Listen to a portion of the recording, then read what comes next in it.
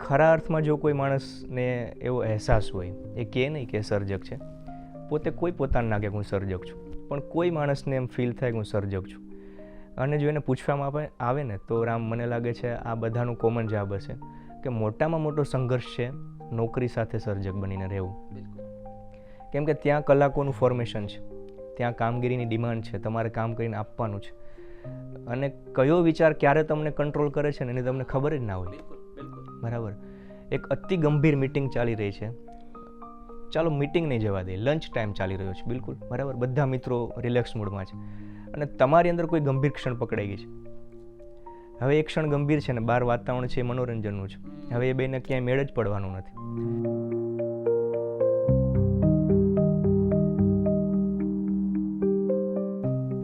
નમસ્કાર, હું છું રામ મોરી. નવજીવન ડાયલોગ્સમાં આપ સૌનું હાર્દિક સ્વાગત છે. સમકાલીન સર્જકો સાથે સંવાદ. ગુજરાતી ભાષાના ગણમાન્ય પૂર્વ સૂર્યો વિશે આપણે અવારનવાર વાતો કરીએ છીએ, અને એના માટે આખો આપણો નવજીવન ટોક્સનો ઓટલો ખુલ્લો છે. પણ એક પ્રશ્ન થાય કે વર્તમાન સમયમાં કયા ગુજરાતી સાહિત્યકારો સક્રિય છે, એમની પ્રોસેસ કયા પ્રકારની છે, એમના પુસ્તકો કયા પ્રકારના છે, એના સપનાઓ કેવા છે, એમની યાત્રા કેવી છે, એમના સંઘર્ષ કેવા છે. આ બધા મુદ્દાઓને ધ્યાનમાં રાખી આપણે આ નવજીવન ડાયલોગ શ્રેણી શરૂ કરી છે, અને આજના આપણા આ સંવાદના મહેમાન આપણી સાથે છે અભિષેક અગ્રાવત. અભિષેક, આપનું ખૂબ ખૂબ સ્વાગત છે, આપ નવજીવન ડાયલોગ્સમાં પધાર્યા. Thank you. અભિષેક જુનાગઢનો એક છોકરો, અને જેને તો જન્મથી ગિરનારનો છાંયો મળ્યો છે, પ્રકૃતિની વચ્ચે મોટો થયો છે. મને એ પૂછવું છે કે તમારા લખાણમાં અવારનવાર પ્રકૃતિ કાયમ એક કેન્દ્ર સ્થાને રહી છે, અને એ પ્રકૃતિના રૂપો રહ્યા છે. તમારે બાળપણ વિશે વાત કરો, કારણ કે વ્યક્તિ બાળપણથી વધારે ખુલતો હોય છે, તો એ બાળપણનો પ્રભાવ તમારા ચિત્તમાં આજે પણ કયા પ્રકારનો છે? મારું ગામ જુનાગઢથી 50 કિલોમીટર દૂર, કુતિયાણા પોરબંદર તરફ જતા સમેગા ગામમાં મારો જન્મ થયો. અને સ્વાભાવિક છે કે કોઈ પણ લેખક, કોઈ પણ સર્જક જ્યારે કામ કરતો હોય ત્યારે એના શૈશવના સ્મરણો એના ઉપર બહુ કામ કરતા હોય.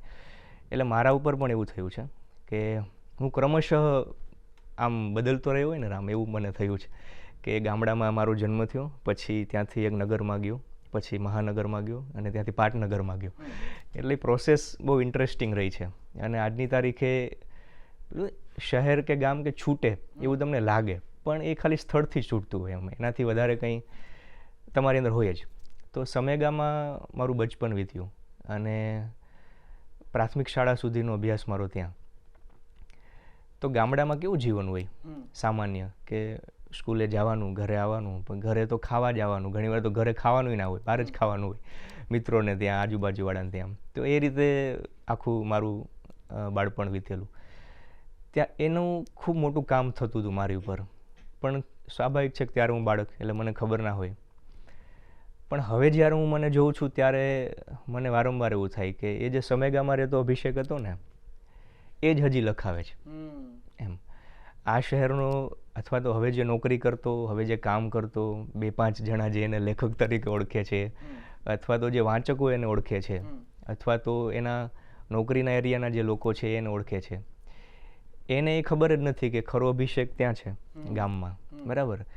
એટલે પેલા વૃક્ષ જેવું છે, દરેક લેખકને આ ફીલ થતું હોય કે મૂળિયા તો ત્યાં છે, લોકો શાખાને, પાંદડાને, ફૂલોને ઓળખે છે, તો મૂળ ત્યાં. એટલે આજે પણ જે કંઈ પણ બહાર આવે છે એ બધું એ જે ગામમાં, સમેગામાં રહેલો અભિષેક છે એને લીધે આવે છે. તો મારા દાદા, મેં એને જોયા નથી. કાશીરામ બાપુ, મારા દાદા, એ એક શિક્ષક હતા, અને ગામમાં ખૂબ એનો પ્રભાવ, જે ખરા અર્થમાં શિક્ષકો હતા એક સમયમાં, એવા ઊંચા ગજાના શિક્ષક કે જેણે ગામને પણ શિક્ષિત કર્યું હોય, વિદ્યાર્થીઓને કેળવ્યા હોય, જીવનલક્ષી, કે માણસ કેવો હોય. વિદ્યાર્થી તો પછી બને, પહેલાં તો એ માણસ બને. એ પ્રકારનું કામ દાદાનું રહ્યું. અને મને તો મારા સુધી તો એની બધી વાતો પહોંચી કે કાશીરામ બાપુનું કામ આવું, કાશીરામ બાપુ આવા, કાશીરામ બાપુનો પ્રભાવ આવો. એને ખૂબ ગમતું સાહિત્ય. એ સમયમાં એ ગામમાં જે ગરબા થાય, રાસ ગરબા, એ કન્ડક્ટ કરતા. હા. અને પોતે બહુ સારા ગાયક, તબલા વગાડતા. અને હું જ્યારે મારા મમ્મીના ગર્ભમાં હતો ત્યારે દાદાનું અવસાન થયું. એટલે ઘણા ગામના મારા કાકાઓ, દાદાઓ જે વૃદ્ધ છે, એ જ્યારે મને જોવે, મને સાંભળે, તો એમ જ કે આ કાશીરામ બાપુની છબી છે. એટલે ક્યાંક મને એમ પણ થાય કે દાદાનું ખૂબ બધું મારામાં ઉતરેલું છે. મેં એને જોયા નથી, મારી પાસે એના ખાલી સંભાળનાઓ છે કે દાદા કેવા હતા. એ બધી જ બાબતો પપ્પાએ પછી પોતાના જીવનમાં પણ એ ઉતારી. કથા કથનના સંભારણાઓ જે વાતો થઈ હોય દાદા વિશે. યસ. તો એ બિલકુલ. પછી પપ્પાનું પણ એવું જીવન, તો એ બધું જ મારામાં આવ્યું. પછી ગામડામાં કેવું છે, અમે સાધુ કુળમાં મારો જન્મ, એટલે સાધુ કુળનું બાળક હું. તો ગામડાઓમાં તો કેવું કલ્ચર છે તને ખબર જ છે કે બ્રાહ્મણો અને સાધુઓનું ખૂબ માન અપાય. અને બાપજી યસ, તો બાપુ પણ કે એમ. તો એ રીતે પણ એક અલગ પ્રકારની ટ્રીટમેન્ટ તમારી થતી હોય કે તમે સાધુ કુળનું બાળક છો, સાધુ કુળના દીકરા છો. તો એ પણ મેં જોયું કે ખૂબ લોકો આદર આપે, પ્રેમથી જુએ.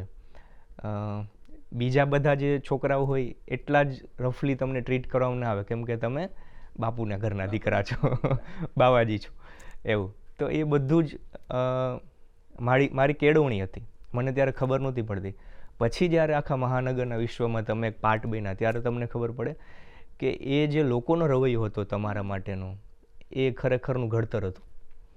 તો એ સ્કૂલિંગ, ત્યાંની લાઈફ, ત્યાંની સવાર બપોર સાંજ રાત, ત્યાંનું શિરામણ, ત્યારનું જમણવાર, ત્યારનું વાળું, એ બધું જ તમારી ઉપર કામ કરતું હોય. પણ જો તમે એ બધામાંથી બહાર આવીને કોઈ સંઘર્ષના ક્ષેત્રમાં પગ મૂકો છો અને પ્રયત્ન કરો છો કે મારે કંઈક નવી લાઈફ જીવવા માટેનો પ્રયત્ન કરવો છે, મારે થોડુંક સાહસ કરવું છે, તો એ બધું જ ત્યારે રિફ્લેક્શન તરીકે બહાર આવે, તરત ના ખબર પડે. એટલે હવે મને એમ થાય છે કે એ જીવન કેટલું અગત્યનું હતું. તો બચપનનો સ્વાભાવિક છે, બહુ પ્રભાવ રહી આપણા ઉપર, ખબર. અને એ બચપણ જરા જુદી રીતે આપણી કથાઓમાં, આપણા લેખનમાં, આપણા વ્યવહારમાં, વર્તનમાં ડોકાતો હોય છે. અભિષેક, મને છે ને તારા માતા પિતામાં બહુ રસ પડ્યો હંમેશા, કારણ કે એમનો જે તારા માટેનો ઉછેર છે, કે હું એમને પર્સનલી મળ્યો ત્યારે પણ મેં એમની વાતોમાં એક પ્રકારનો એક નિરાંત મેં સતત જોઈ છે એ લોકોમાં. અને પેલી ઝાલર વાગતી હોય ને ઝીણી ઝીણી સતત, એવું તારા ઘરમાં મેં અનુભવ્યું છે. મને ખાસ એ પૂછવું છે કે એક બાળક તરીકે એક તારા ઉછેરમાં, કારણ કે સિંગલ ચાઇલ્ડ, તો મને ખાસ એ પૂછવું છે કે તારા માતા પિતાનો પ્રભાવ કેવો રહ્યો છે તારા ઉપર એક વ્યક્તિ તરીકે અને એક લેખક તરીકે? પપ્પાનું મૂળ વ્યવસાય કંડક્ટર, એસટી બસમાં કંડક્ટર, અને મમ્મી ગૃહિણી, ઘર સાચવે. ટિપિકલ મમ્મી, સૌરાષ્ટ્રની કાઠિયાવાડી ઘરમાં જે મમ્મી હોય એવી જ મમ્મી. પપ્પાનું મૂળ કામ કંડક્ટરીનું, પણ એનો પ્રોફેશન બીજો, એનો શોખ, એનું પેશન એ છે ટૂરિંગ કરવું. બિલકુલ. અને યાત્રા સંઘ, જેને આપણે કાઠિયાવાડમાં કે જાત્રા લઈને બધા જાય. તો પપ્પા જાત્રા લઈને જાય. મૂળ મારા દાદાએ કરતા, પણ એ પરંપરા પપ્પાએ સાચવી, મારાથી ના સચવાય. તો પપ્પા બધાને ફેરવે, પોતે ફરે, અને ખરા અર્થમાં જાત્રાળુ, પોતે યાત્રાઓ કરે. મમ્મી ઘર સાચવે, ખૂબ મોટો પરિવાર, ખૂબ બધા લોકો, અને કાકાની, મામાની, માસીની એ બધી દીકરીઓ ઘરે મોટી થાય એમ. એટલે પોતાનો પરિવાર તો ખરો જ, એ સિવાયનો જે વિસ્તરેલો પરિવાર છે એ પણ ગામની દીકરીઓ ઘરે મોટી થાય. તો એ રીતે બૃહદ આખું વાતાવરણ. તો એનામાં એ ખૂબ મોટો સ્વીકાર ભાવ રહ્યો કે બહારના લોકોને ફેરવવા લઈ જવા. એ ઘટના નાની નથી. પપ્પા આ વર્ષે 61મી વખત ભાઈબીજના દિવસે મથુરામાં યમુના સ્નાન કરશે. ક્યા વાત છે. તો એના જીવનમાં એ બહુ મોટી ઐતિહાસિક ઘટના છે એવો એને અહેસાસ જ નથી, એ સ્વાભાવિક જીવે છે, બરાબર.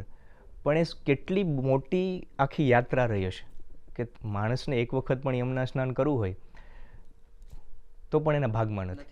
અને પપ્પા આટલું કરી રહ્યા છે એ મોટી વાત તો છે જ. મને વિશેષ આનંદ એ છે, અથવા તો મને વિશેષ અહોભાવ એ થાય કે એના લોકોને ફેરવા છે. બિલકુલ. એ જ્યારે પણ ક્યાંય યાત્રાળુના ઘરે જાય અને એમ કે ભાઈ અમારામાં આવતો, અને નિરક્ષર હોય, ગામડાના લોકો તો કેવા 60-65 વર્ષના હોય, એને કંઈ જ ખબર ના હોય, એને તો જાત્રામાં જવું હોય એટલે ઓહો, અને એક જ વખત જઈ શકતા હોય મોટા ભાગે. તો એના દીકરાને એક દીકરીને પણ એમ કે તમે મારી સાથે એને પ્રવાસમાં કે જાત્રામાં નથી મોકલી રહ્યા, હું એનો દીકરો થઈને એને ફેરવવાનો છું, બરાબર. તો એ મારા જ માવતર છે. તો તીર્થોમાં આટલું જવું, આટલી બધી આપણી ભારતની પવિત્ર નદીઓમાં સ્નાન કરવું, તીર્થમાં આટલો વાસ કરવો, એટલા સાધુ સંતોના દર્શન કરવા, અને સતત ચાલતી પ્રક્રિયા. એ પ્રવાસ વર્ષોથી ચાલે છે પપ્પાનો, બરાબર. તો એ બધું જ તમારામાં ઉતરે, લોહીમાં આવે, બરાબર. તો પપ્પાએ જે તીર્થોમાં સ્નાન કર્યું, તીર્થોમાં જે દર્શન કર્યા, તીર્થોમાં જે ભ્રમણ કર્યું, તીર્થાટન કર્યું, લોકોને કરાવ્યું, એ બધું જ ગજબ છે. સેમ વસ્તુ મમ્મીની, કે પોતે જ ખાલી ના કર્યું, બધાને પોતાનાથી બનતું કામ કરીને આપ્યું. કે આમને તકલીફ છે તો અમારે ત્યાં મૂકી જાઓ, અમે મોટા કરશું. આમને તકલીફ છે અહીંયા આવી જાઓ, એમને ત્યાં હમણાં થોડાક વધારે બાળકો છે અથવા તો વધારે પ્રશ્નો છે તો અહીંયા આવી જાઓ. તો એ જે બૃહદપણું હતું બેયનામાં અથવા રહ્યું, એ બધું જ મારામાં આવ્યું છે. એટલે મને ઘણીવાર એવો અહેસાસ થાય કે હું જે છું એના ફળ સ્વરૂપ છું. બરાબર. એણે જે પણ કર્યું સમાજ માટે, કેટલું મોટું સામાજિક કાર્ય કર્યું એમ પપ્પાએ. કેટલા બધા લોકોને યાત્રાઓ કરાવી, જેણે કોઈ દિવસ ગુજરાતની બહાર તો શું જુનાગઢ જિલ્લાની બહાર પગ નથી મૂક્યો. એ લોકોને ચારધામની યાત્રા કરાવી, 11-12 જ્યોતિર્લિંગના દર્શન કરાવવા, મથુરાનું અયોધ્યાનું દર્શન કરાવવું, કાશી ચિત્રકૂટનું દર્શન કરાવવું, એ બહુ વિરલ ઘટના છે.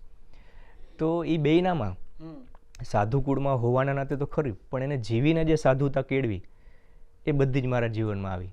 એટલે હું તો પરિણામ સ્વરૂપ છું. એ બે જીવતા રહ્યા, એણે જે કર્યું એટલું તો હું આ દરેક બાળકને, દરેક દીકરાને, એક યુવાનીના ખાસ તો થોડીક સફળતા મળે પછી પહેલો અહેસાસ આ થાય કે હું મમ્મી પપ્પા જેવો ક્યારે બનીશ. તો મમ્મી પપ્પાને તું જ્યારે જો ત્યારે એમ જ થાય કે આવું તો ક્યારે બનશું. એટલે તે જે કીધું ને એમ કે જે ઝીણી ઝીણી તને ઝાલર સંભળાય, તો મને તો એને હું ખનક જ લાગુ છું કે એની સતત ઝાલર વાગે જ છે, હજી વાગી રહી છે. હવે શરીરથી પણ એ લોકો થાક્યા છે પણ એની ઝાલર બંધ નથી થઈ. એટલે ભગવાનની કૃપા છે પૂરેપૂરી. એટલે જ્યારે હું આ સાહિત્યના અલગ અલગ પ્રકારોની વાત કરીએ ને ત્યારે મને રસ એ પડે કે ગુજરાતી સાહિત્યમાં અમુક એવા સર્જકો છે કે જે લખે છે, કામ કરે છે અને એમને એ ચિંતા નથી કે એ જે લખી રહ્યા છે એનું ફોર્મેટ કયું છે, તમે એને સાહિત્યના કયા સ્વરૂપમાં. એટલે હું કહું છું કે સ્વરૂપલક્ષી સાહિત્ય નહીં, મર્મલક્ષી, એના કર્મલક્ષી સાહિત્ય તરફ એમનું વધારે ખેંચાણ હોય છે. અભિષેક છે ને, આજની પેઢીને રસ પડે એ છે કેપ્શન લિટરેચર, જેના વિશે અવારનવાર આપણે વાતો કરીએ છીએ. આ એક નવો આખો પ્રકાર સાહિત્યનો છે કેપ્શન સાહિત્ય. મૂળે તો નિબંધનો એક નાનકડો અંશ છે આ. અને કેપ્શન સાહિત્યમાં અભિષેકનું બહુ ઊંડું કામ છે. અને જ્યારે પણ એને સોશિયલ મીડિયામાં વાંચીએ ત્યારે આ જે ઝીણી ઝીણી ઝાલરની વાત કરી છે એના બહુ બધા રંગો અભિષેકમાં ખીલે છે. અભિષેક, સાહિત્ય સાથે પનારો ક્યારથી પડ્યો? કઈ એવી ક્ષણ હતી કે જ્યારે લાગ્યું કે મને આમાં રસ પડે છે? એ ઉંમર કઈ હતી અને એ કાળ કયો હતો? જો એની શરૂઆતની વાત કરું ને તો એનું કોઈ ગૌમુખ મને મળતું નથી. ઓકે. કે અહીંથી ગંગા શરૂ થઈ, બરાબર. હું એવી ઘટના એક હમણાં કહેવા જાઉં ને તો કદાચ કંઈ પણ દઉં, અને આ ખરેખર કોઈ વિવેક નથી, કોઈ એવી વાત નથી કે હું શબ્દવારે થોડુંક રમી લઉં. બહુ ઓનેસ્ટલી, હૃદયથી. કોઈ એવી મોમેન્ટ નથી કે જ્યારે મને એમ થયું કે નહીં હવે બરાબર, હવે હું લખી શકું છું અથવા મારે લખવું જોઈએ. આ લોહીમાં એવું હશે, બરાબર છે, બરાબર. અથવા ક્યાંક એવું લાગે કે કોઈ જૂનું સંચિત કર્મ હશે, એવું. એમ બહુ ખબર નહીં, હું શ્યોર નથી એના માટે, પણ એવું તો ખરું કે દાદાની પરંપરાથી આવ્યું હશે. બિલકુલ આમ સ્પષ્ટપણે કહી શકાય ને કે અહીંથી મને એમ થાય છે કે હું લેખક તરીકે થોડુંક લખવું જોઈએ, મારે હવે મારે સિરિયસ થવું જોઈએ, હવે મારે આ ફોર્મમાં કામ કરવું જોઈએ. એવું કશું મારી પાસે છે નહીં, બધું બ્લર છે. અને હું બસ પ્રવાહમાં છું હજી આજની તારીખે, કે જાય છે, ક્યાં જશે, શું થશે કાંઈ ખબર નથી. કોલેજ કાળ એવો ખરો કે જ્યારે થોડુંક સ્પષ્ટ થયું. કોલેજ કાળમાં હું કવિતાઓ લખતો અને નિયમિત લખતો, કવિતાઓ જ લખવું કામ જાણે એમ. અને પછી કોલેજમાં તો કેવું એક બધા મળે ને એમ કે ભાઈ કવિતા લખે છે, એટલે તમને થોડું સ્પેશિયલ ફીલ કરાવે. અને ઉંમર એવી હોય તાજગીવાળી, ને 2-4 ફિમેલ ફેન્સ હોય એમ કે વાવ કવિતા લખે એમ, એટલે તમે આમ ઓહો થઈ જાઓ. એ બધામાં તમને એમ થાય કે વાવ. આ કઈ કોલેજ ને કઈ જગ્યા? બાઉદીન કોલેજ જુનાગઢ, બરાબર. હું એનએસએસનો કેન્ડિડેટ, બરાબર. તો સામાજિક કાર્ય માટે અમને લઈ જાય, જુનાગઢની થોડીક સફાઈ હોય, એનએસએસનો કેમ્પ હોય, 1 ડે અથવા તો 10 ડેઝ. એમાં આ થોડુંક વધારે વાતાવરણ મળે, થોડું આકાશ મળે તમને, તમે ખુલી શકો. તો એમાં થોડુંક વધારે થયું. મેં ફર્સ્ટ ટાઈમ જ્યારે વિસ્તૃત કંઈ લખાણ કર્યું હતું તો એનએસએસના કેમ્પમાં, કે આખા 10 દિવસના કેમ્પનો મેં એક અહેવાલ તૈયાર કર્યો કે અમે 10 દિવસ શું કર્યું, બરાબર. અને પછી કેમ્પ પૂરો થયો પછી અમારા બારસિયા સર હતા, અમારા મૂળ કોઓર્ડિનેટર, એણે બધા એને બેસાડ્યા, કેવું થયું, કેવું લાગ્યું, એવું બધું કીધું. અને મને યાદ છે એક ઘટના એવી કહી શકાય કે જ્યારે મેં એવું ડિસ્ક્લોઝ કર્યું કે મેં એક અહેવાલ લખ્યો સર 10 દિવસનો, તો સર રાજી થયા કે વાવ કોઈક છોકરા એવું કંઈ કામ કર્યું છે. પણ મારો અવાજ ત્યારે બહુ પતલો, અને એને લીધે મને બહુ કોમ્પ્લેક્સ હતા એમ. એટલે જાહેરમાં કંઈ પણ વસ્તુ મારે કહેવી હોય ને તો હું ડરું કે ફિયાસ્કો થઈ જશે. અને ઉંમરે થોડીક એવી કોલેજની, અને બધા વચ્ચે આપણે શરમાવા જેવું થશે એવું થાય. એટલે મેં મારા દોસ્તને કીધું કે આ મેં એવું લખ્યું છે ને, તું જરા કહેજે. એટલે એણે પછી કીધું કે આણે આટલા પેજમાં બધું લખ્યું છે. અને ત્યારે થોડુંક વધારે બહાર આવ્યું કે લોકોએ સ્વીકાર્યું કે આ તો ઘણું બધું લખે છે. પછી સ્પર્ધાઓ થાય કોલેજમાં, એમાં પાર્ટિસિપેટ થાય, અને મારી અંદર ક્યાંક ને ક્યાંક મેં એવું બહુ પોતાને સ્વીકાર આવડાવી દીધું હતું કે લખવું મારા માટે બહુ સ્વાભાવિક છે, હું લખે જઈશ. શું લખું છું, કેવું લખું છું, ક્યારે વિચાર્યું નથી. કેટલું બધું અનપબ્લિશ્ડ પડ્યું જ છે એમને, ન જાહેર થયું એવું. તો એ સમય સાથે બદલતું ગયું. અને હાલ મને એવું લાગે છે કે મારી પાસે કોઈ ફોર્મેશન જ નથી. મારી પાસે યાત્રા છે, હું જીવી રહ્યો છું, અને જીવનમાં જે પડાવ આવી રહ્યા છે એની જે અસર થાય છે, મને ખૂબ અસર થાય છે. હવે એ સબળાઈ છે કે નબળાઈ છે મને ખબર નથી, ખૂબ અસર થઈ જાય મને પરિસ્થિતિની, સંજોગોની, હવામાનની. એ જ્યારે જે સમયે જે સ્થિતિમાં હું, એ બધું જ લખાય. પુસ્તકો પણ એમ જ લખાયા છે. એટલે આમ કોઈ પર્ટિક્યુલર ઘટના નથી કે જ્યારે હું કહી શકું કે અહીંથી મારું લખવાનું શરૂ થાય. પણ યાત્રા ચાલે છે અને લખતો જાઉં છું, એવું છે. સોશિયલ મીડિયા એ અભિશાપ છે કે આશીર્વાદ, એવું વારંવાર આપણે ત્યાં, હવે તો બહુ આઉટ ઓફ ડેટ આ ચર્ચા થઈ ગઈ, પણ આવું એક સમયે 5 વર્ષ પહેલાં બધાનો બહુ ફેવરિટ ટોપિક હતો આ, કે સોશિયલ મીડિયા શું છે, શું નહીં, એનાથી સર્જકની ક્રિએટિવિટી રૂંધાય છે કે વિકસે છે, અને આ બધા ટોપિકો લિટરેચર ફેસ્ટિવલના હોટ ટોપિકો હતા. પણ હવે સમય બદલાયો છે. એ બધાની વચ્ચે કેટલાક એવા ગુજરાતી સર્જકો, યુવા સર્જકો આપણને મળ્યા જેણે એનો સદુપયોગ કર્યો, પોતાની કળાને, પોતાની વાત કહેવા માટેની જગ્યા, વોટ્સ ઇન યોર માઇન્ડ એવું જ્યારે ફેસબુક પૂછતું ત્યારે એ લોકો પોતાના મનમાં જે છે એ વાતને મૂકવાની શરૂ કરી, તરતી મૂકી. એવા ઘણા આપણને યુવા નામો મળ્યા છે. અભિષેક અગ્રાવત એમાંના એક છે. એટલે મૂળે સચિવાલય સાથે કામ પાર પાડી રહ્યા છે, એટલે એની પ્રોફેશનલ કરિયર આખી જુદી છે, એની આંતરિક કરિયર આખી જુદી છે. અભિષેક, ક્યારેય એવું ઇનબેલેન્સનો થાક એવો લાગેલો, એવું ક્યારે થતું ખરું કે જે કામ તમે કરી રહ્યા છો, કારણ કે મને ખાસ દર્શકોને તમારી કામ પણની ભૂમિકા કહો, એને ખબર પડે કે જેને વાંચીએ છીએ એ કયા પ્રકારનું કામ એ માણસ કરી રહ્યો છે. આ બેલેન્સ ઇનબેલેન્સની થોડીક વાત કરો. ખૂબ ઇમ્બેલેન્સ થાય એમ. કેમ કે તમારે જે કામ કરવાનું છે બહાર, એ વહીવટી કામગીરી છે, બરાબર, એ સરકારી કામગીરી છે. તમારી અંદર જે ચાલે છે એને વહીવટને કોઈ સંબંધ નથી. ત્યાં અફડાતફડી છે. એ મોમેન્ટની ઘટના છે. એને 8 કલાક સાથે કોઈ નિસ્બત નથી, એની કોઈ કચેરી નથી, એનો કોઈ વહીવટદાર નથી. તમારું પોતાનું જ કયું તમે માનતા નથી, પછી બહારની તો શું વાત કરવી. હું મારા જ કયામાં ન હોઉં જ્યારે કોઈ મોમેન્ટ પકડાય. એટલે બહુ મોટી આ તકલીફ છે. ખરા અર્થમાં જો કોઈ માણસને એવો અહેસાસ હોય, એ કહે નહીં કે સર્જક છે, પોતે કોઈ પોતાને ના કે હું સર્જક છું, પણ કોઈ માણસને એમ ફીલ થાય કે હું સર્જક છું. અને જો એને પૂછવામાં આવે ને તો રામ, મને લાગે છે આ બધાનો કોમન જવાબ હશે કે મોટામાં મોટો સંઘર્ષ છે નોકરી સાથે સર્જક બનીને રહેવું. કેમ કે ત્યાં કલાકોનું ફોર્મેશન છે, ત્યાં કામગીરીની ડિમાન્ડ છે, તમારે કામ કરીને આપવાનું છે. અને કયો વિચાર ક્યારે તમને કંટ્રોલ કરે છે ને એની તમને ખબર જ ના હોય. બરાબર. એક અતિ ગંભીર મિટિંગ ચાલી રહી છે, ચાલો મિટિંગ નહીં જવા દે, લંચ ટાઈમ ચાલી રહ્યો છે, બિલકુલ બરાબર, બધા મિત્રો રિલેક્સ મૂડમાં છે, અને તમારી અંદર કોઈ ગંભીર ક્ષણ પકડાઈ ગઈ છે. હવે એ ક્ષણ ગંભીર છે ને બહાર વાતાવરણ છે એ મનોરંજનનું છે. હવે એ બેને ક્યાંય મેળ જ પડવાનું નથી. ઘણીવાર એવું થાય કે તમને વિચાર આવ્યો છે ઓફિસે જવાના સમયે, અને હાલ જ નોટ કરવું ને એ તમારી અત્યારે જીદ છે કે હું આને લખી નાખું, બરાબર. એવું નથી કોઈ અદ્ભુત વિચાર છે અને એમ છે કે આહા આ નેવર બિફોર છે ને એવું કંઈ નહીં. એ વિચાર જ એટલો બધો પાવરફુલ હોય, શક્તિશાળી હોય કે એને તમારી પાસે આવીને બસ તમને વ્યક્ત કરવા છે.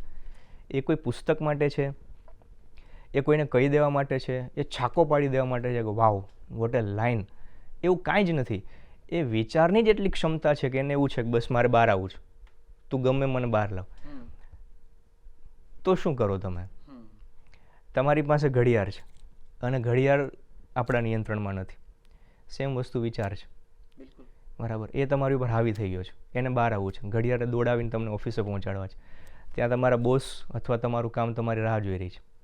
આવું ઘર્ષણ વારંવાર થાય, અને ખબર નહીં આ કંઈ યોગ હશે કે મારી યારે થાય છે કે પછી વધારે થતું હશે. પીક ટાઈમ હોય ને ત્યારે જ એવું થાય. પેલું ના હોય કે જ્યારે તમારે ક્યાંક બહાર જવું હોય અંગત કામે, ત્યારે જ ઓફિસમાં બહુ કામ આવી પડે એમ, અને તમે નીકળી જ ના શકો, છટકી જ ના શકો. એટલે મોટા ભાગે એવું થાય કે એ વિચાર અને પેલા સમય એ બેને બહુ ઘર્ષણ થાય. કેટલી બધી વાર એવું થાય કે તમે સ્ટક થઈ ગયા છો કામમાં, મિટિંગ ચાલુ છે, બધું ગંભીર ચાલે છે ને તમારા મનમાં એ છે કે મારે કંઈક લખવું છે. વરસાદ તમને ખેંચતો હોય, બહારનું વાતાવરણ તમને ખેંચતું હોય, અંદરનું કાંઈ જ તમને ખેંચતું નહીં, એટલે તમારે ભાગી જવું છે. ઘણી બધી ઘટના હોય, એટલે એ ખબર નહીં કેટલું ચાલશે, પણ બહુ મુશ્કેલ છે. અને હવે હું જે રીતના નોકરી કરી રહ્યો છું ને, નોકરીના 15 વર્ષ થયા આવે, બરાબર. તો 15 વર્ષે હવે પ્રશ્ન મોટો એ છે કે જીવન ખૂબ બધું બતાવી રહ્યું છે. અવલોકનની તમારી જે પાઠશાળા છે એમાં તમે ધીમે થોડાક આગળ આવી રહ્યા છો. તમે જે દુનિયા જોતા હતા એ થોડીક વધારે વાઇડલી જોવા માંડ્યા છો. તમારી આંખોએ હવે ઘણા બધા દુનિયાના રંગો જોયા છે. ત્યારે તમારે વધુ લખવું છે, તમારે વધુ કહી દેવું છે. એક સમયે હું કોલેજમાં હતો, મારી પાસે જે ટીનેજ લાઈફના અનુભવ હતા એટલી જ દુનિયા હતી. પછી મારી સામે થોડો સમાજ આવ્યો, પછી મારી સામે થોડા સમાજમાં રહેતા યુવાનો આવ્યા, પછી સમાજમાં રહેતા યુવાનોની માનસિકતા આવી, પછી નોકરી આવી, નોકરીનું કેમ્પસ આવ્યું, તો બધું વધતું ગયું. હવે વધતું ગયું એની સામે સમય ઘટતો ગયો, બરાબર. પહેલાં મારી પાસે સમય હતો ને લખવાનું ઓછું હતું, 1-2 વિષયોની આસપાસ હતો. હવે ઘણા બધા વિષયો છે, ઘણું બધું લખવું છે અને સમય ઓછો છે.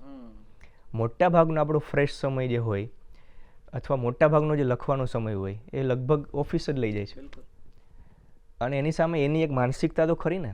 તમે એક એમ્પ્લોયી પણ છો, હું ખાલી એક રાઇટર તો નથી, હું એક યંગસ્ટર પણ છું, હું એક એમ્પ્લોયી પણ છું, હું એક રાઇટર પણ છું. એટલે કેટલા બધા રોલ તમારે એકસાથે નિભાવવાનો હોય. એ ગમે ત્યારે નીકળે, કયો રોલ ક્યારે નીકળે કાંઈ ખબર ન હોય. તો નોકરીમાં તો એ પ્રશ્ન બહુ જ રહે છે એમ, અને સંઘર્ષ રહે. તમારે વાંચવું હોય ઘણું, પણ નોકરી સમય ઘણો લઈ જાય. હા, એવું બને કે ક્યારેક લખવાની મોમેન્ટ અને ફુરસદ બે ભેગા થઈ જાય તો તમે કચેરીમાંય લખી શકો, ઓફિસની કલાકોમાંય લખી શકો. એવું ઓછું બને, પણ એ સંઘર્ષ તો જેમ તમે આગળ જતા જેમ ગહન થતો જાય. એટલે મને એવું લાગે કે જે સર્જકો રહ્યા છે અથવા તો ઘણા બધા લોકો એવા રહ્યા છે ગાંધીજીથી સહિત કે જેણે સમય સાથે નોકરી છોડી. શું કામ હે? એની પાસે બીજો સંદર્ભ વધારે મોટો હતો, બીજું કામ વધારે મોટું હતું, બીજા હેતુઓ વધારે મોટા હતા. અને આ સંઘર્ષ સાથે જીવવું બહુ મુશ્કેલ છે કે તમારી કલાકો બંધાયેલી હોય અને તમે મુક્ત છો એક સર્જક તરીકે, એક લેખક તરીકે. તો બેયને બેલેન્સ કરવામાં એક સમય પછી થાક લાગે, કેમ કરશું આ બધું ભેગું. એટલે કોઈક સમય પછી એ લોકોએ નોકરી છોડી દીધી હશે એવું મને લાગે છે. પણ હાલ હું જ્યાં છું ત્યાં મને એવું લાગે છે કે બહુ મુશ્કેલી પડે. તમારી એ વખતની સચિવાલયની જોબ અને અત્યારે વર્તમાન જોબ, એના વિશે થોડીક માહિતી આપજો. તમે કયા પ્રકારે પ્રોફેશનલી કામ કરી રહ્યા છો? પ્રોફેશનલી વર્ક એટલે હું અત્યારે હેલ્થ ડિપાર્ટમેન્ટમાં છું. સચિવાલયમાં હમણાં સુધી હતો. છેલ્લા 2 મહિનાથી હું સિવિલ હોસ્પિટલના કેમ્પસમાં છું અમદાવાદ ખાતે.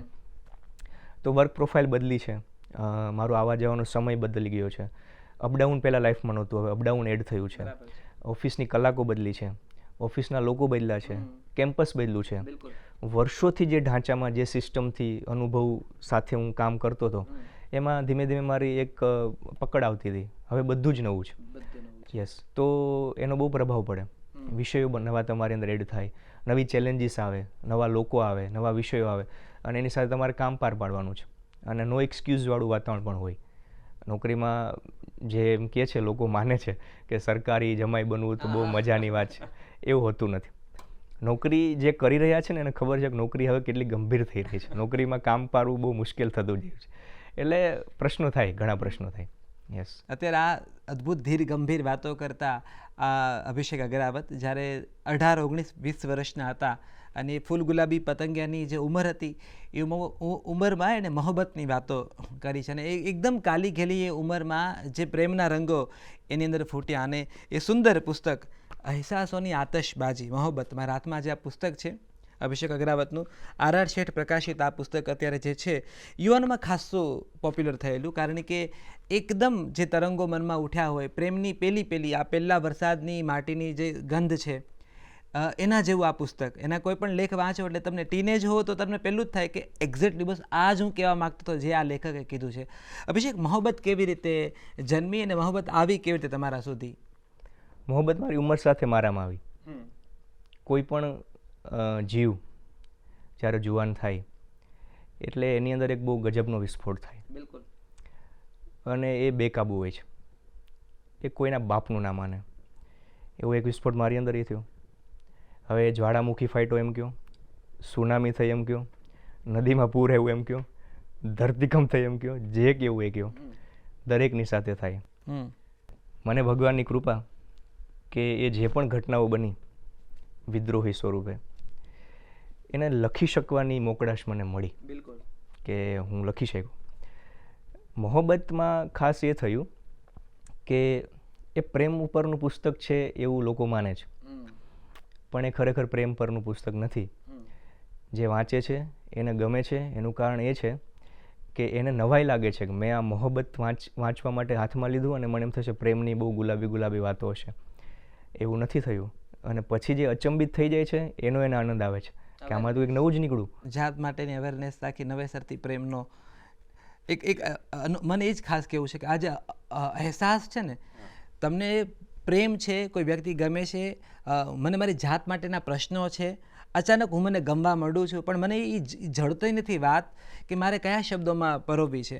ફેસબુક ઉપર મોહબ્બતના લેખો જ્યારે જે એ વખતે રિએક્ટ લવ નહોતું એ ગાળામાં ત્યારે એ વખતે જે આ મોહબ્બતની વાતો આવતી એનું હું કમેન્ટ્સ વાંચતો ખાસ તો જે, અને એક્ઝેક્ટલી હું આ કહેવા માગું છું એવી જે કમેન્ટ. અને એવું નહોતું કે માત્ર કુમારિકાઓ જ લખી રહી છે, છોકરાઓ પણ કહી રહ્યા હતા કે આ અમારી વાત છે, અમારી વાત છે, અમારી વાત છે. એટલે અભિષેકે બહુ બધાની વાત કરી તો એને પહેલાં પોતાની જ વાત 18મું વર્ષ બેઠું અને લેખક જે કહેવા માગે છે. એટલે આ મોહબ્બતની વાત તમારી અંદર ખીલી ત્યારે તમને એવું કોન્ફિડન્સ હતું કે તમે બહુ બધા સમાજની વાત કરી રહ્યા છો, બોલાવ્યા પ્રેમના નામે બધાને, પછી એને પ્રેમ પીરસ્યો નહીં, તમે પીરસી જાત. એ જે આખો મેં ગઈકાલનો એક વર્ડ વાપરું છું બ્યુટીફુલ સ્કેમ, એ જે તમારો વાચકો સાથેનો બ્યુટીફુલ સ્કેમ હતો, એટલે મને એમાં રસ પડ્યો છે, તમે ત્યાં જ પહોંચ્યા છો, એની વાત કરો. એટલે જ્યારે હું લખતો હતો ને આમાં શું છે રામ કે આના લેખો 51 જ છે આમાં. બિલકુલ. પણ લખાયા છે 300 ઉપર. બરાબર.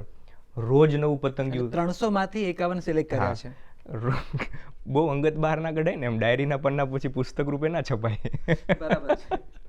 એટલે કેવું થયું કે રોજ નવું પતંગિયું. એને પતંગિયું ઉડે તોય તમને થાય કે ભાઈ છાનું બેસ ને, તમે એની સાથે ઘરોબો બાંધી લીધું, રોજ નવું પતંગિયું બહાર આવે. તમે એને કેમ કહો કે ભાઈ શું છે ભાઈ એમ, તો એક નવી વાત લઈને આવે. એક પતંગિયું ઉજાગરાની વાત લઈને આવે, બીજું પતંગિયું છે એ ચુંબનની વાત લઈને આવે, ત્રીજું પતંગિયું છે આલિંગનની વાત લઈને આવે, ચોથાને વળી વરસાદ ગમી ગયો હોય, પાંચમાને વળી ગરમી લાગતી હોય. આવા અનેક પતંગિયાઓ ફૂટી નીકળ્યા. હવે મુદ્દો એવો હતો કે મારે એને રમાડવા હતા, એ મારું ડાપણ. એટલે ધીમે ધીમે જે પણ રોજ જે પણ કંઈ મને થાય એ હું લખું. પછી જ્યારે હું લખતો દુનિયા જોતો હતો ત્યારે મેં જોયું કે મિત્રો પણ સરખી ઉંમરમાં હતા, બેનપણીઓ પણ સરખી ઉંમરમાં હતી, અને જેવા ચશ્મા તમે પહેરો એવું દેખાય. બરાબર. તો મેં ત્યારે મોહબ્બતના ચશ્મા પહેરેલા, ઉંમર પણ એવી. એટલે બહારથી ને અંદરથી બે રીતે મદદ મળતી હતી. હું તો નિમિત્ત બની ગયો હતો. બરાબર. મારી અંદર એક પ્રેમી જાગતો હતો અને બહાર મને બધા પ્રેમીઓ જ દેખાડતા હતા. તો મેં જોયું કે આ જે હું લખી રહ્યો છું એ મારી વાત તો નથી, આ તો બધાની વાત છે. બરાબર. એ છોકરાને કદાચ એની પાસે ભાષા નથી, કદાચ એને ખબર નથી, પણ જો એને પૂછવામાં આવે કે આ પન્નામાં લખ્યું વાંચતો ભાઈ, તો એમ જ કે આ તો મારી જ વાત છે, તમને કોણે કીધી? બરાબર. તો ક્યાંક ને ક્યાંક એના હૃદયમાંથી એક ચિઠ્ઠી મેં ચોરી હતી. બરાબર. અને પછી એ ચિઠ્ઠીને હું કોપીકેટ કરતો હતો. તો એવું જ ચાલ્યું. અને એવું ધીમે ધીમે જોતો ગયો કે જ્યારે પ્રેમમાં હોય છે ત્યારે સરેરાશ માણસ સરખી જ દશામાં હોય છે એમ. તો ક્યાંક મેં કીધું ને હું નિમિત્ત બન્યો કે હું લખી શક્યો. મેં થોડુંક એને પંપાડ્યું, સહેલાવ્યું. અને કદાચ એવું હશે કે જે વિસ્ફોટ હતો એને ક્યાંક તો નીકળવું હતું જ, તો મને માધ્યમ મળ્યું. દરેક પ્રેમી લેખક નહીં હોય, દરેક પ્રેમી નહીં કહી શકતો, એની પ્રેમિકાને નહીં કહી શકતો, કાગળ ઉપર ફરવાની વાત તો દૂર રહી. દરેક પ્રેમી પણ નહીં હોય. દરેક પ્રેમી લેખક નથી, દરેક લેખક પણ પ્રેમી નહીં હોય. ચોક્કસ. તો એ પણ થયું. તો એ રીતે સરસ દસ્તાવેજીકરણ થયું. અને મને જ્યારે પ્રકાશકે પૂછ્યું કે પ્રેમ ઉપર ઘણું લખાયું છે, આ તમે કેમ વળી નવું પ્રેમ ઉપર લઈને આવ્યા એમ. અને નવું યુવાન મોટા ભાગે પ્રેમ ઉપર લખે તેમાં કંઈ નવાઈની વાત નથી. પણ મેં જ્યારે મારું લેખન કે જોયું ત્યારે મને એવું લાગ્યું કે આ પ્રેમ પરનું પુસ્તક જ નથી. એટલે મેં પ્રકાશકને ત્યારે જવાબ આપ્યો કે એક છોકરો છે, એને એક છોકરી ગમે, બરાબર, અને ગાંડો થઈ જાય, તારા વિના જીવી નહીં શકું ત્યાં સુધીનો થઈ જાય, મરી ના જાય પણ એવું થઈ જાય. ત્યાંથી લઈને એ છોકરાને એવું થાય કે તું મને અત્યંત ગમે છે, પણ મને નથી લાગતું કે આપણે બે સાથે જીવન જીવી શકીએ, તું મારી પત્ની બની શકે કે મારા ઘરમાં તું વહુ તરીકે રહી શકે. તો આ જે પાગલપણ હતું, તારા વિના જીવી નહીં શકું, અને ત્યાંથી લઈને આ વસ્તુ કે પ્રેક્ટિકાલિટી કે કોઈ વૃક્ષની પાછળ છુપાઈને ચુંબન કરવું અને ઘરના બેડરૂમમાં સાથે બેસવું, સાથે સૂવું, એની વચ્ચે એક બહુ લાંબી યાત્રા છે અને એમાં ઘણું બને છે. બરાબર, પ્રથમ ચુંબનનો વિચાર એ થઈ જવું અને પછી સેંકડો ચુંબનો, આખી જ પ્રોસેસ છે. તો એમાં કંઈક વચ્ચે છે મોહબ્બત. તો એ યાત્રાની વાત છે કે આખી જ જે પ્રોસેસ થઈ રહી છે નેચરલ છે, કુદરતી જ એક એવું રસાયણ શરીરની અંદર બદલે છે કે તમને ખૂબ ગમે છે કોઈક, અનહદ ગમે છે કોઈક, ભગવાન દેખાય તમને એમાં, માતા પિતાય પછી દેખાય, તારા સિવાય કોઈ નહીં. આ પાગલપણની જે ઉંમર છે ને એની જ વાત છે. અને એની અંદર છોકરામાં કંઈક નવું થાય છે, છોકરીમાં કંઈક નવું થાય છે. અહીંયા મૂછનો દોરો ફૂટે છે, ત્યાં ગાલ ઉપર લજ્જા ફૂટે છે. એ જે ફૂટવાની ઉંમર છે ને એટલી જ વાત છે આમાં. બરાબર, પછી એ નથી રહેતું. અને મને ખૂબ આનંદ થાય આ પુસ્તક મેં લખ્યું એટલે નહીં કે મેં એ ઉંમરને ક્યાંક સાચવી લીધી. બિલકુલ, હું હમણાં જ કહેવાનો હતો કે એ ઉંમરને એક સુંદર પુસ્તકમાં કેદ કરી લીધી છે. અને કઈ એવી કેદ છે જે ખૂબસૂરત કેદ છે. હવે એ અભિષેક પાછો નથી મળવાનો, અને હું ધારું તો એ મોહબ્બત પાછી નથી લખાવાની. બિલકુલ, તો આઈ ડુ અગ્રી. જે હમણાં આપણે આગળ વાત ચાલતી હતી ને એમ કે તમારી સામે ઘણું બધું આવતું હોય ને તમારે એટ ધેટ ટાઈમ લખી નાખવું હોય, પણ જો સમય જતો રહ્યો તો પૂરું થઈ ગયું. ફરી પાછું એને મળવું મુશ્કેલ છે. હું 5 વર્ષ પહેલાંના અભિષેકને બોલાવવા જાઉં તો મળતો જ નથી. મારે સેમ એવું લખવું છે, નથી લખાતું. કેમ કે હવેની ઘટનાઓ, હવેના અવલોકનો, હવેનો હું, હવેની મારી અંદરનું કેમિકલ બધું જ બદલી ગયું છે. અને સર્જક છે ને અનુભવતો એ બધું કહી નથી શકતો કે અનહદ બદલતો હોય અંદર, અનહદ ઘટના બહુ જ નાની હોય. શનિ રવિમાં માણસ આખું બદલી જાય, કોઈ માને કે ના માને. જે શુક્રવારે સાંજે ઘરે ગયો છે ને સોમવારે પાછો ઘરેથી આવે છે ઓફિસે, એ દરમિયાન આખું માણસ બદલી ગયું, એવું બને. પણ એને એ બતાવી નથી શકતો કે હું બદલી ગયો છું, હું આજે એનો જ છું. કેમ કે લોકો એ સમજવાના નથી. એને એ જે બદલાવ થયો છે ને 2 દિવસમાં, એ આખો નોંધી લેવો છે. એની પાસે ક્ષમતા છે પણ સમય નથી. એટલે મોહબ્બતવાળો જે અભિષેક છે ને એ પણ એવો છે કે જે તે સમય હતો મારી અંદર, એણે લખી નાખ્યું, સારું થયું. ને આ જે મોહબ્બતની વાતો કરતો અભિષેક, જે બદલવાની વાત કરી છે ને એની કલમનો શેડ્સ બદલાયો છે ઉંમર સાથે. અત્યારે મોહબ્બતમાંથી જ્યારે અભિષેક બહાર નીકળે છે અને એક બીજી ઉંમરમાં પ્રવેશ કરે છે, એક નવી જવાબદારીઓમાં પ્રવેશ કરે છે, પોતાનું ઘર, પોતાનો હિંડોળો, પોતાની થોરની વાડ, એના ઉપર ચડતી બોગનવેલ અને રોજે આવતા કબૂતરો, પેલી ખાટ ઉપરથી ઉતરી ખિસકોલી, એ બધું જ્યારે એની અંદર પ્રવેશે છે ત્યારે ધીમે ધીમે એક તો સાધુ પરિવારમાં જન્મ અને જૂનાગઢનું ફળિયું, એટલે ધીમે ધીમે આ મોહબ્બતની લોબાનમાં એક ધૂમ્રસેર આધ્યાત્મની ઊભી થતી ગઈ. અને એ મેં પણ એ લખાણમાં નોંધ્યું છે ધીમે ધીમે ધીમે કે હવે એક આધ્યાત્મનો ધીમો ધીમો એક ગેબી રંગ આવતો ગયો છે. અને પછી એ લખાણ છે સ્પર્શ. એટલે પ્રેમનો એક અનુભવ હોય, મોહબ્બતનો એક અનુભૂતિ હોય તમારી અંદર, પણ સ્પર્શનું આખું વિજ્ઞાન જ જુદું છે. બરાબર, એ જે ઇમેજિન કર્યો હતો અને જે વાસ્તવનો સ્પર્શ પણ જુદો હોય છે. એટલે તને સ્પર્શીને પણ તને સ્પર્શી ન શક્યો એ પણ આખું એક વાસ્તવ છે. સ્પર્શ કેવી રીતે આવી તમારી અંદર? કારણ કે એના લેખોનો અભિષેક સાવ જુદો છે, મોહબ્બતથી બહુ જ જુદો છે. અને મેં કહ્યું એમ ધીમે ધીમે પ્રકૃતિ અને આધ્યાત્મ સ્પર્શમાં પ્રવેશી ગયું હતું. તો એના લેખોની વાત કરો, એ પુસ્તક બનવા સુધીની યાત્રા. શરૂઆતમાં જે મેં વાત કરી ને એમ કે મને ગૌમુખ ખબર નથી, એ મને ગંગા ક્યારે બની ખબર નથી, ક્યારે ભાગીરથી થઈ, ક્યારે અલકનંદા થઈ, ક્યારે મંદાકિની થઈ, કોઈ જ ખબર નથી. એટલે એ યાત્રાના કયા મુકામે બધો બદલાવ આવ્યો કોઈ જ ખબર નથી. આવી ગયો એવું દેખાય છે, જે તે નોંધ્યું, બધાએ નોંધ્યું કે પેલો મોહબ્બતવાળો જે માણસ હતો એ ક્યાં ગયો. પણ ક્યાંક મને એવું લાગે છે, અને મોહબ્બતની પ્રસ્તાવનામાં જ મેં લખ્યું છે કે માણસની પ્રેમી તરીકેની યાત્રામાં મંગલાચરણ કોઈ વ્યક્તિ હોઈ શકે, કથા ના હોય. બરાબર, કોઈ વ્યક્તિમાં પાગલ થવું ને એ જ સમષ્ટિમાં પાગલ થવાની ઘટના છે. એટલે જ્યારે તમે કોઈ વ્યક્તિના પ્રેમમાં પડો છો, એ પ્રોસેસ પછી સ્પર્શમાં પરિણમે જ. મને આ વસ્તુ સ્વાભાવિક લાગે છે કે આ સહજ મારામાં થવા જેવું હતું કે કોઈ વ્યક્તિમાં જે પાગલપણ હતું એ સૃષ્ટિમાં ફેલાયું. અને આમ તો ફિલ્મી વાત છે, પણ બને તમારી સાથે વાસ્તવિક જીવનમાં બને ને ત્યારે તમને એ બહુ રોમાંચક લાગે અને તમને મજા પડી જાય કે પેલું લૈલા મજનુમાં પછી પેલાને બધે જ લૈલા દેખાય છે. ઠીક છે, હવે એવા કોઈ આપણે મજનુ તો છીએ નહીં, થશું તો ભગવાનની કૃપા. પણ જે એ પ્રોસેસ છે ને એ ધીમે ધીમે થાય જો પ્રેમ સાચો હોય તો. પ્રેમ લાલસા વિનાનો, ભોગ વિનાનો, ખોટા હેતુઓ વિનાનું હોય તો, કે તમને વ્યક્તિ છે એના તરફ કોઈ પ્રકારનો દ્વેષ ના રહે, કોઈ પ્રકારનું ફરિયાદ ના રહે, પણ એ વિસ્તરી જાય. બરાબર. એટલે મને ક્યાંક એવું લાગે છે કે મોહબ્બતના સમયમાં જે હું હતો એ જ સમય દરમિયાન હું જે લખતો હતો એ પછી ધીમે ધીમે વિકસ્યો એ માણસ અને એને દુનિયામાં પ્રેમને જોવાનું શરૂ કર્યું. એટલે પછી એને એક ડાળમાં પણ ભગવાન દેખાય અને પ્રેમ દેખાય, પછી ખિસકોલીમાં પણ પ્રેમ દેખાય, ફળિયામાં એ ફળિયું પછી તમને એમ થાય કે ઓહો આ તો કોઈ રાસનું મંચ છે ને, અહીંયા તો મોટી રાસલીલા ચાલે છે રાધા કૃષ્ણની. બરાબર. એટલે પછી સાબરમતી યમુના થઈ જાય એમ, તમને ખબર ના પડે, થઈ જ જાય. પછી આ મહાનગર છે ને એ નગર જ લાગે અને તમને તમારી અંદર જે આખી દુનિયા તમે રચી છે ને તમારા આંખોના ગોલકમાં, એ પૃથ્વીમાં અમદાવાદ પણ મથુરા હોય, એમાં ગાંધીનગર પણ ગોકુલ હોય. એ તમે કહી ના શકો પણ તમે જોતા હો કે આ બોગનવેલ છે એ કદમની જ ડાળ છે. બરાબર. પણ એ જે સમયે તમે તમારી સાથે બેઠા હો ને ત્યારે તમારી આંખે આખી દુનિયા અલગ દેખાતી હોય, તમને ખબર જ ના પડે. એમ જેમ ગોપીઓ માટે કૃષ્ણનો જે પ્રેમ હતો એ તો આખું શું કહેવાય એક અપવાદરૂપ અને શ્રેષ્ઠ દાખલો છે પ્રેમનો.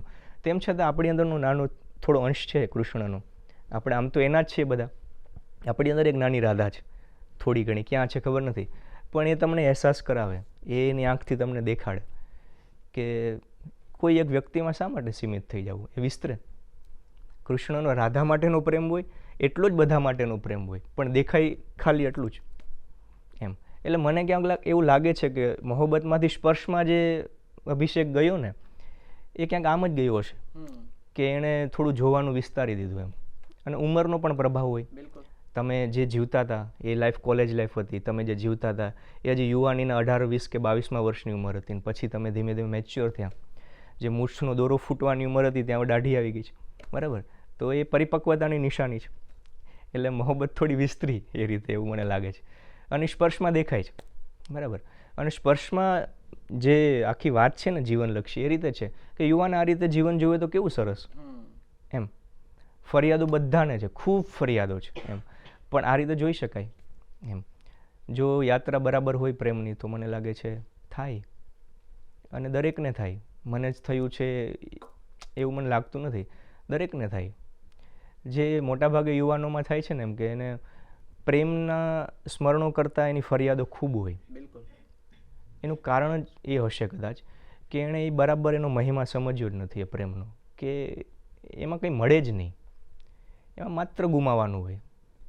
તો જવા દો, ગુમાવીએ ત્યારે આપણે ખબર પડે કે અચ્છા મારી પાસે આપવા જેવું કેટલું બધું હતું.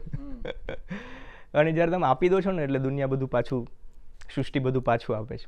એટલે સ્પર્શમાં એવી બધી વાતો થોડી વિસ્તરી છે, એટલે એવું થાય છે. તો સ્પર્શમાં થયું છે. ને સ્પર્શ પછી અભિષેક અગ્રાવતને કાગળ કહેવા છે, બહુ બધા પત્રો લખવા છે અને એના માટેનું આખું લિફાફા તૈયાર થયું. આ ત્રીજું પુસ્તક. મૂળ તો ત્રણેય હું કહું છું કે આ લેખોનો સંગ્રહ છે અને ત્રણેયના ફ્લેવર બહુ જુદા છે. અને લિફાફા જે અત્યારે મારી સામે બેઠો છે ને એ અભિષેક આમાં છે અત્યારે બિલકુલ આ ઉંમરનો, જેનામાં એક આધ્યાત્મ છે, જેનામાં સંબંધોની એક નવી સમજદારી છે, જેને એકાંત પ્રિય છે, એ એકલો નથી પણ એને એકાંત સાથે બહુ જ પ્રેમ છે. એ અભિષેક જેની અંદર સતત એક બનારસનો ઘાટ છે, ગાંધીનગરમાં બેઠા બેઠા એ બનારસની આરતી માણી શકે છે. એ ખિસકોલી જુએ છે તો એને એવું લાગે છે કે હું સોમનાથમાં પણ છું. તો એ છે ને પોતાનું વિસ્તરણ જેટલું કરતો રહ્યો છે પોતાના અંતર્મનનું, એ બધું લિફાફામાં સતત દેખાય છે. અભિષેક, આ મૂળ તો સંવાદની ભૂમિકામાં લિફાફા છે. આ સંવાદ કરવાનું નક્કી કેવી રીતે થયું ને લિફાફા કેવી રીતે પછી બન્યું સ્પર્શમાંથી? લિફાફા 2022માં આવ્યું. 2022માં હું જે હતો, મતલબ એ હજી ઘણો છું, તો એમાં થયું એવું કે ઘરને આપણે શું કહીએ, પ્રાસાદ, કે હું આજે રહું છું એ જગ્યાનું નામ છે પ્રાસાદ. બરાબર. ભવન, પ્રાસાદ, ઘર, મકાન એવું બધું કહેવાય. ગાંધીનગરમાં 2018માં મને સરકારી ક્વાર્ટર ફાળવ્યું, જેનું નામ મેં આપ્યું વિશ્રામ ઘાટ. બરાબર. એ પ્રસાદ રૂપે આવ્યું. બરાબર. હવે એની એક સરસ મજાની ભૂમિકા છે કે જગ્યા, એક સ્થળ, એક જગ્યા તમારી ઉપર કેટલું બધું કામ કરી શકે જ્યાં તમે ખાલી રહેતા હો. એક સરકારી કર્મચારીને ફાળવવામાં આવેલું સરકારી આવાસ, બરાબર, અને એક માણસ ના મળી જાય તમને, કોઈ સાધુ મળી જાય જીવનમાં, કોઈક એવું વ્યક્તિ મળી જાય અને તમને ફેલાવી દે, તમે એની આંગળી પકડો અને તમને વિસ્તારી દે. વિશ્રામ ઘાટે મારી સાથે એ કર્યું. વિશ્રામ ઘાટ એટલે એ સરકારી આવાસ મને મળ્યું 2018માં, અને ત્યારે પ્રિય બાપુની, મોરારી બાપુની રામકથા ચાલતી હતી મથુરામાં. એનો વિષય હતો માનસ વિશ્રામ ઘાટ. એ શબ્દ મને એટલો બધો સ્પર્શી ગયો કે વાહ, વિશ્રામ ઘાટ. વિશ્રામ ઘાટનો એનો પોતાનો મહિમા છે. તને ખબર જ હશે, બધા જાણતા હશે કે ભગવાને કઈ રીતે આખું નહીં, વાત ખાસ કરો, ખાસ કરો કે કૃષ્ણ અને બલરામ જ્યારે કંસની એનું નિર્માણ કરીને પછી જ્યારે વિશ્રામ માટે જે જગ્યા પર આવે છે યમુના ઘાટે, એ વિશ્રામ ઘાટ. બાપુની દૃષ્ટિમાં આખો વિશ્રામ ઘાટ અલગ. ત્યારે કથામાં મારો એટલો પ્રવેશ પણ નહીં, સાંભળું, મુગ્ધની જેમ સાંભળું, પણ એ શબ્દ મારી અંદર ક્યાંક વવાઈ ગયો, બહુ જ ગંભીર રીતે, બહુ પવિત્ર રીતે, બહુ જ સારી રીતે. પણ યોગ હશે એટલે મારા મનમાં એવું રહ્યું કે આનું નામ વિશ્રામ ઘાટ રાખીએ તો, ક્વાર્ટરનું, મારા પૂરતું, એમ કોઈને કહેવા માટે નહીં, મારા પૂરતું, કે હું એને વિશ્રામ ઘાટ તરીકે ટ્રીટ કરું. અને ધીમે ધીમે એ સ્થળે મારી ઉપર કામ કરવાનું શરૂ કર્યું. મને ખબર જ ના રહી. એમ આમ વાતો કરું છું ત્યારે મને મેજિક જેવું લાગે છે, પણ જે થયું છે એ હકીકત છે. તો એમાં થયું કે ત્યાં આવ્યા પછી એ ભૂમિએ મારી ઉપર કામ કરવાનું શરૂ કર્યું અને એક ભૂમિકા રચાઈ મારી અંદર. તો માણસોની અવરજવર ઓછી, પ્રકૃતિની અવરજવર બહુ. એટલે વારંવાર ખિસકોલી લિફાફામાં આવે છે, વારંવાર બોગનવેલ લિફાફામાં આવે છે, વારંવાર પ્રકૃતિ લિફાફામાં આવે છે. એ બધા જ ત્યાંના રહેવાસ દરમિયાનના સંદર્ભો, અનુભવો, કે દુનિયા મળવા આવતી મને, બરાબર. તો એની ઉપર જે બારીનો ફોટો છે ને, એ વિશ્રામ ઘાટની બારી છે, સરકારી ક્વાર્ટરની બારી છે, બરાબર. તો ત્યાંથી હું દુનિયાને જોતો હતો.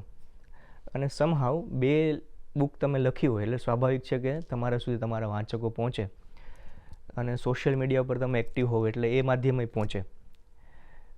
તો ઓલ ઓવર જે હું બધાને સાંભળતો હતો, જે સમવયસ્ક છે, મારાથી નાની ઉંમરના છે અથવા થોડાક મોટી ઉંમરના છે, એ બધાના જે એવરેજ પ્રશ્ન હતા એમાં માત્ર ને માત્ર પ્રશ્નો જ છે, જવાબની કોઈ ગુંજાઈશ જ નથી, ઉકાલ એને જોતોય નથી. હવે આ જીદ પાછી બહુ વિચિત્ર, કે પ્રશ્ન જ એટલા બધા સજ્જડ લઈને આવે કે એને સાંભળવું જ નથી તમારું સમાધાન, કે ભાઈ જવાબ આ છે, ના, એમ. એટલે ઓશો ક્યાંક એવું કીધેલું છે, મેં ક્યાંક વાંચ્યું હતું વર્ષો પહેલાં, એવું મને યાદ આવે છે, એમ કે ઘણીવાર દુઃખ પ્રત્યે તમને એટલું પ્રેમ થઈ જાય ને કે સુખ આવીને ઊભું રહે ને તો તમે એને ચાહો જ નહીં, મજા જ એટલી આવે. એટલે ઘણાનો ડિપ્રેશનમાં એને મોજ આવતી હોય, તે લવ ડિપ્રેશન એવું, એમ. તો એવું બહુ પહોંચતું હતું મારા સુધી. એટલે આ જે બારી હતી, જે ઘર સુધી, જે ડેલી સુધી, જે આંગણામાં પ્રકૃતિ આવતી હતી ત્યાં પ્રશ્નો આવતા હતા. મને એવું થતું હતું કે ઓલ ઓવર મારી ઉંમરના છોકરાઓ છે, એની સમસ્યાઓ બહુ વિચિત્ર છે, અને આમ જોવા જઈએ તો સાવ જ મામૂલી છે. એને કાંઈ જ એવી મોટી જવાબદારીઓ નથી, કાંઈ જ એવા ગંભીર પ્રશ્નો નથી, પણ એને ગમે છે સવાલોમાં રહેવું. તો ત્યારે જે વિચારો મારી અંદર આવતા હતા, મને પોતાને પણ થોડા પ્રશ્નો હતા, એ બધા મેં લખવાના શરૂ કર્યા. અને લિફાફા એ રીતે તૈયાર થયું કે મારે યુવાની સાથે વાત કરવી છે. હું દરેકને તો મેસેજ નહીં કરી શકું ને, હું દરેકને તો નહીં કહેવા જઈ શકું ને, દરેકને તો પત્ર નહીં લખી શકું ને, હું દરેકને તો ફોન કરી નહીં કહી શકું ભાઈ આમાં આવું થઈ શકે એમ છે, બરાબર. એટલે મને એમ થયું કે ચાલો હું લખું, બરાબર. અને મોટાભાગે એવું હોય છે કે તમે જ્યારે પ્રતિ કરીને કોઈ પત્ર લખતા હો ને, ત્યારે સરનામું હવેના જમાનામાં એવું છે કે નિશ્ચિત નથી. એ ટપાલ કોણ વાંચશે, એ ટપાલ કોના ઘરે જશે, કોના હૃદય સુધી પહોંચશે, કોઈ ફાડીને ફેંકી દેશે વાંચ્યા વિના, કંઈ જ ખબર પડતી નથી. એ સમયમાં આપણે છીએ ત્યારે આપણી જવાબદારી બમણી થઈ જાય છે કે તમારે શું લખવાનું છે. હું કંઈ પણ લખી નાખું એલ ફેલ, અથવા હાલ આ જમાનામાં 10 વર્ષ પછી જો મોહબ્બત લખું તો એના સમીકરણો બદલાઈ જાય છે. એને સ્વીકારવા માટેના હૃદયો કેટલા છે કેટલા નહીં કંઈ જ ખબર નથી. તો આપણે ક્યાંક ને ક્યાંક એવા સમયમાં લખી રહ્યા છીએ કે તમે લખો છો, કોણ વાંચશે એ તમને ખબર જ નથી, કયા તમારો રીડર છે તમને ખબર જ નથી. તો એમ કરીને મેં એક સંવાદ શરૂ કર્યો. સંવાદ શબ્દ મને મળ્યો રામકથામાંથી. બરાબર. બાપુ જે વાત કરે છે કથામાં એ સંવાદની ભૂમિકાથી કરે છે, સેતુની ભૂમિકાથી કરે છે. તો એ બધું સ્થાયી થાય મારી અંદર કે હું એને કઈ રીતે મારી સાથે કામ લેવડાવું. જે રામકથાઓ મારા અંદર ગઈ છે શ્રવણના માધ્યમે, એની ફલશ્રુતિ સ્વરૂપે હું સમાજને શું આપું? કેમ કે હું સમાજની બીજી જ કોઈ સેવા કરતો નથી. આ દુનિયામાં હું છું, દુનિયાને હું શું કામ આવું છું? તો એમાં ક્યાંક બધી ભૂમિકાઓ રચાતી હતી લિફાફાની, કે હું કંઈક એવું કરું કે જેથી હું 2 લોકો સુધી તો પહોંચું એટલીસ્ટ. બરાબર. અને પહેલાં જે 2 પુસ્તકો છે મોહબ્બત અને સ્પર્શ, એના આમ તો કોઈ હેતુ જ નહોતા. એ સંગ્રહ છે, સંકલન છે. પણ લિફાફાનો પોતાનો એક હેતુ છે. એને યુવાનો સુધી પહોંચવું છે. મોહબ્બતને પ્રેમીઓ સુધી નહોતું પહોંચવું, સ્પર્શને કોઈ જીવન યાત્રી સુધી નહોતું પહોંચવું, પણ લિફાફાની તો જીદ છે કે મારે યુવાની સુધી પહોંચવું છે. અને મેં એ હેતુથી જ લખ્યા કે જો આવી રીતે જીવી શકાય એમ છે તો કેમ જીવવું નથી આપણે? સમાધાનો છે જ, પણ કેમ સ્વીકારવા નથી આપણે? તો લિફાફા છે ને એ રીતે આખો એનું ટેગલાઇન જ છે યુવાની સાથેનો સંવાદ, સીધો સંવાદ. એમાં ક્યાંક હું મને એવો પણ લાગ્યું છું, હું કોઈ સલાહકાર થોડું છું, હું એને એમ કહું છું કે આમ કર. પણ મને એમ થાય કે તો કેમ ના કહું? હું જોઉં છું કે મારા 2 મિત્રો દુઃખી છે, હું જોઉં છું કે 2 સારા યુવાનો, સારી ક્ષમતાવાળા યુવાનો, ખૂબ બધી શક્યતાવાળા યુવાનો બિલકુલ ખોટા પ્રશ્નોમાં પડ્યા છે એમ. તો હું વાત તો કરું. એ સ્વીકારે ના સ્વીકારે એ એનો મુદ્દો છે. મારો પક્ષ શું છે કહેવાનો, તો હું એટલીસ્ટ કહું. જે માણસ એકલો રહેતો હોય એના સેંકડો પ્રશ્નો હોય, લોકોની નજરે એમ છે કે આ મજા કરે છે, બરાબર. તો એ માણસ જો આટલા બધા પ્રશ્નો વચ્ચે, આટલી બધી સમસ્યાઓ વચ્ચે જીવનને આ રીતે જોઈ શકતો હોય, તમે કેમ નહીં? તમારી પાસે તો ઘણી સગવડો છે, ઘણા લોકો છે, તો તમારી પાસે વધુ સમય રહે છે, વધુ સારી રીતે જીવનને જોઈ શકો એમ છે. ઓછી જવાબદારી છે એક અર્થમાં. તમારી જવાબદારીઓ બીજા ઘરના લોકોએ લઈ લીધી છે. તો એ રીતે મેં આખી વાત માંડી. અને એમાં જે છેલ્લા પ્રકરણો છે એમાં પણ એવું છે કે ધ લવર, છેલ્લો જે એનો પોર્શન છે લિફાફાનો, 5 પોર્શનમાં આખી યાત્રા છે પુસ્તકની, તેમ જ છે આ રીતે જીવીને પણ લવર બની શકાય છે. ને એ લવર પેલો છોકરા છોકરીવાળો નથી. એ ખરા અર્થમાં એ પ્રેમી એવો છે કે જે સૃષ્ટિને ચાહે છે, જે દુનિયાને ચાહે છે, જે દુનિયાના લોકોને ચાહે છે, અને આ દુનિયા બનાવવાળાને ચાહે છે. તો એક આખું સરસ સર્કલ થતું હતું. એ જ્યારે લખાતા હતા લેખો ત્યારે એની કોઈ રૂપરેખા જ નહોતી. અને પછી મને એમ થયું કે આ રીતે જશે ને તો યુવાનો સુધી બરાબર પહોંચશે. એ રીતે યુવાનીના એના લેખો મેં લખ્યા લિફાફામાં, અને પહોંચ્યા છે લોકો સુધી. બિલકુલ પહોંચ્યા છે. અને રસપ્રદ વાત એ છે કે પહેલું પુસ્તક મોહબ્બત એને અર્પણ કર્યું છે પોતાને, એમ કે મને, એટલે જાતને અર્પણ કરી છે, એટલે પ્રેમ પોતાને આપ્યો એણે. પછી સ્પર્શ એને અર્પણ કર્યા છે પોતાના માતા પિતાને, બેનને, એટલે સ્વજનો સાથેનો સ્પર્શ એણે વ્યક્ત કર્યો છે. પણ લિફાફા ખાસ એને અર્પણ કરી છે એ કર્મભૂમિ, જન્મભૂમિ, એ ગમતી ધરતી. એટલે ક્યાંક આ લોકો સાથે પણ, આ ધરતી સાથે, સૃષ્ટિ સાથેનો પણ સંવાદ છે, પેરેલલ યુવાની સાથેનો. અભિષેક, મારો હવે પ્રશ્ન એ છે કે આ બધા લેખો તે લખ્યા ને, એમાં એક બહુ અદ્ભુત રીતે એક નોંધેલી બાબત મારી એ છે, વર્તમાન પણ હવે તું જ્યારે લખી રહ્યો છે સોશિયલ મીડિયા ઉપર, અભિષેક જ્યારે પહેલાં શરૂમાં લખતો ત્યારે એની ભાષામાં ઉર્દુ શબ્દોનું પ્રમાણ ખૂબ આવતું, ખૂબ એટલે ખૂબ પ્રચુર માત્રામાં આવતું મોહબ્બત વખતે. એટલે એટલી હતી કે મને એમ થતું કે અરે આ ગુજરાતી લેખક કેમ મારી ભાષાનો લેખક ગુજરાતીમાં લખે છે, આટલા તો ઉર્દુ શબ્દ લખે છે. પછી શરૂમાં તો હું ઝઘડો કરતો એકદમ, કારણ કે હું એની જ ઉંમરનો હોઉં, એટલે ઝઘડો કરવાનો અધિકાર ત્યારે આપતો મને. તો મેં એને કીધું કે અભિષેક તું આ કેમ આવું કરે છે, આવું કેમ કરે છે. પછી સ્પર્શમાં થોડા ઓછા થયા, થોડા લિફાફામાં તો ખાસ્સા ઓછા થયા. અને અત્યારે જે લખી રહ્યો છે એમાં તો મારે બિલોરી કાતને પહેલાં શબ્દો ફરી મારે ગોતવા પડે છે. મારે એ ટ્રાન્ઝેક્શનની વાત કરવી છે, કારણ કે પ્રયત્નપૂર્વક તે નથી જ કર્યું, મને બિલકુલ ખબર છે. પણ આ ધીરે ધીરે, કારણ કે લેખક હંમેશા અપડેટ થતો હોય છે. આ પ્રોસેસ કઈ રીતે તારા અંદર આવી? કારણ કે આઈ એમ શ્યોર મારા જે બહુ બધા એવા નવરા હશે જે તને કહેતા હશે કે ભાઈ તું કેમ આવું કરે છે, અથવા આ તે તારી સ્ટાઇલ બનાવી છે, શું છે, સહજ રીતે આવ્યું છે કે તે નક્કી કર્યું છે કે નહીં આ મારી શૈલી છે ને મને આમાં કમ્ફર્ટેબલ લાગે છે. તારા શું એ વખતના વિચારો હતા? અને શક્તિસિંહ પરમારે જ કીધેલું તારું ગુજરાતી પોલ્યુટેડ ગુજરાતી છે, સુધાર. બરાબર. પણ આમાંય પણ કોઈ કારણ નથી મારી પાસે, આ સ્વાભાવિક છે, સહજ. મોહબ્બત જ્યારે લખાતી હતી ને ત્યારે તો હિન્દી વાંચતો જ નહોતો, પણ એમાં ખબર નહીં કેમ ખૂબ હિન્દી શબ્દો, જેમ તે કીધું એમ ઉર્દુ શબ્દો, ખૂબ ઉર્દુ શબ્દો આવ્યા. હવે એનો ટાઈમ એવો છે કે હું મોટાભાગે હિન્દી વાંચું છું અને હિન્દી હિન્દી આવતું શબ્દો જ નથી આવતા. અને એક અલગ પ્રકારની ત્રિવેણી અંદર એવી પણ ખરી કે ખબર નહીં એક યાત્રા એવી ચાલી છે કે હું મારો અભ્યાસ અંગ્રેજી સાહિત્યમાં બરાબર વાંચું મોટાભાગે હિન્દી અને લખું છું ગુજરાતી. તો એ અંદર ક્યાં કેમ ગોઠવાય છે કંઈ જ ખબર પડતી નથી એમ. પણ જેમ આવે છે એમ હું જવા દઉં છું. મારી પાસે કોઈ ફોર્મ્યુલા જ નથી લખવાની. ત્યારે એ પ્રવાહ ચાલતો હતો અને હિન્દી વાંચતો નહોતો ને હિન્દી ખૂબ આવતું હતું. ઉર્દુ તો બિલકુલ જ વાંચતો નહોતો અને ઉર્દુ આવતું હતું. ઇવન ઉર્દુના જ એ ચસ્કામાં મોહબ્બત લખાઈ એ જ ટાઈમમાં હું જશ્ને રેખતામાં ગયો દિલ્હીમાં કે આ કંઈક મારા લાયકનું કંઈક છે મોટું શિબિર ચાલે છે ભાષાની ને સાહિત્યનું કંઈક ફંક્શન ચાલે છે. હું ત્યાં જાઉં ત્યાં જઈને મેં જોયું કે ઓહો ક્યાં બાત છે ઉર્દુમાં કેટલા બધા ચાહકો છે ઉર્દુમાં. ત્યાં તો મેં મંચ ઉપર જોયું કે આમ ઉર્દુનો શેર એક બોલાતો હોય તો એનું પછી પાછળ પૂરું ત્યાંના યુવાનો કરે. મેં કીધું બાપરે બાપ આ ઉર્દુ શબ્દ હું લખું છું એમ. પણ પછી એ અહોભાવની દૃષ્ટિથી હતું બધું કે હાલો ઉર્દુ ઉર્દુ.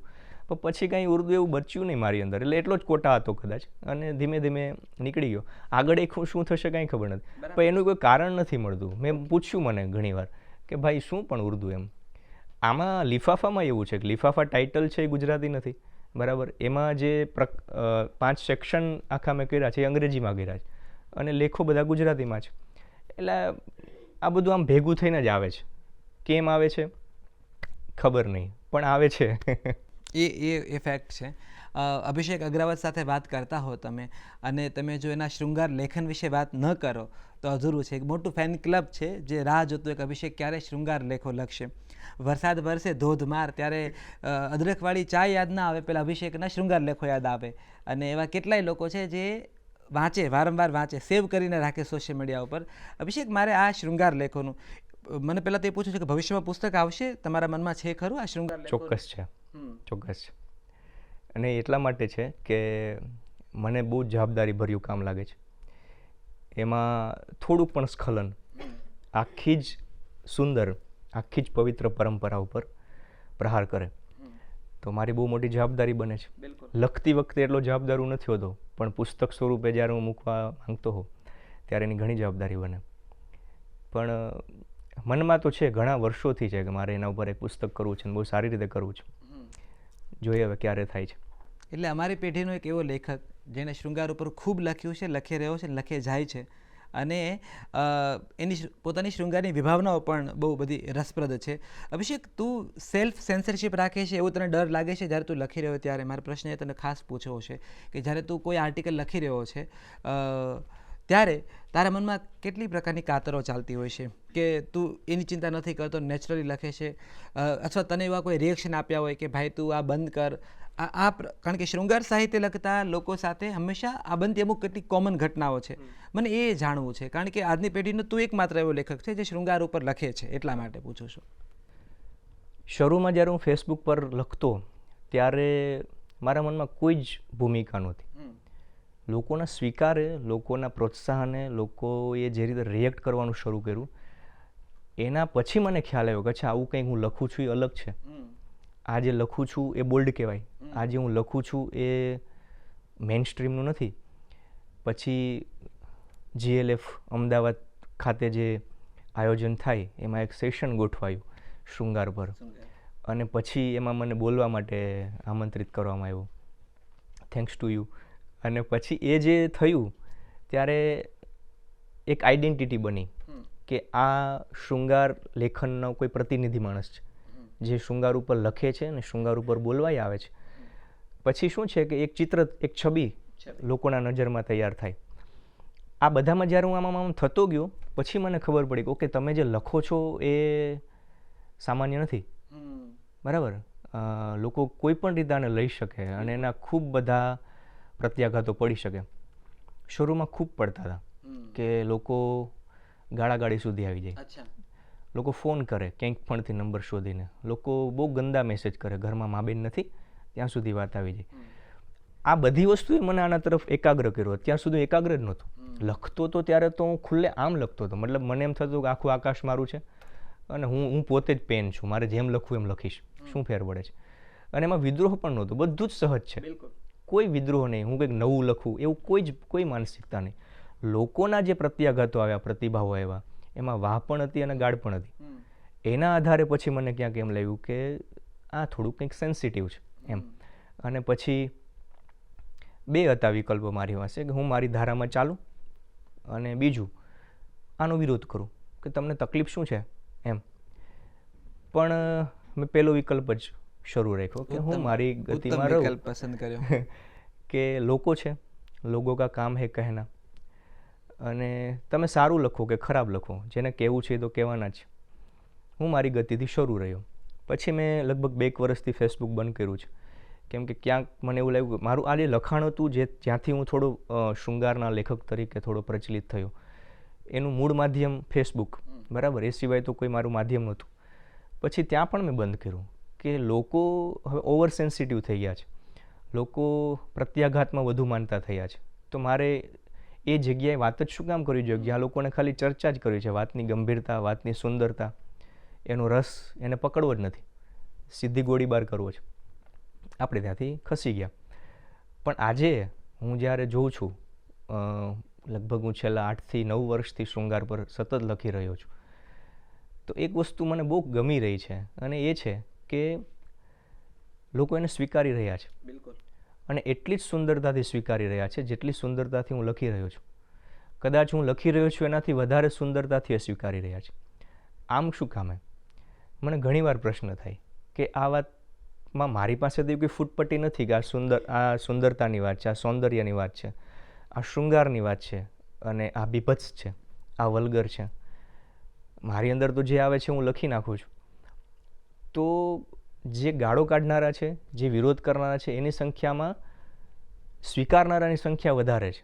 એ પણ આવા ટાઈમમાં કે જ્યારે દરેક વસ્તુને વિવાદ તરીકે લેવામાં આવે, દરેક વસ્તુને ચર્ચાના મુદ્દે લેવામાં આવે છે, દરેક મુદ્દામાં લોકોને પ્રતિભાવ આપવો છે. ખૂબ રિએક્ટિવ થઈ ગયા છે લોકો ત્યારે.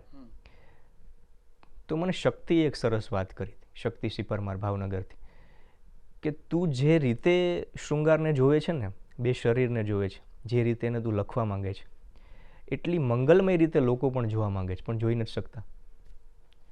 તો એને તારી આ દ્રષ્ટિ બહુ ગમે છે કે આ કેટલી સુંદર રીતે આખી વાતને આલેખી રહ્યો છે આ માણસ.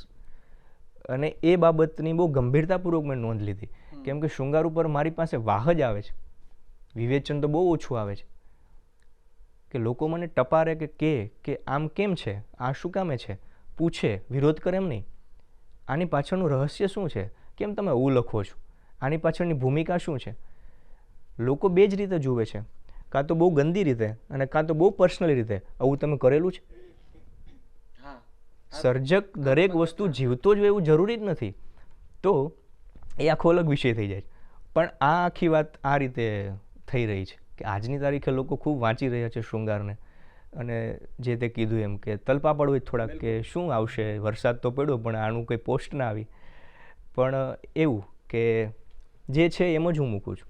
એટલે ભવિષ્યમાં આપણને એક શૃંગારનું ઉત્તમ પુસ્તક અભિષેક પાસેથી મળશે, એમાં મને કોઈ સંશય નથી. અને એક અમને કાયમ અભિષેક એવું લાગ્યું છે કે જે સર્જકોએ ફેસબુક પર એક જવાબ આપ્યો, મર્યો, એ જવાબ આપવાની જગ્યા છે જ નહીં, કારણ કે ત્યાં પૂછાતા પ્રશ્નો જવાબની અપેક્ષા રાખતા જ નથી, એમને માત્ર પૂછવું જ હોય છે.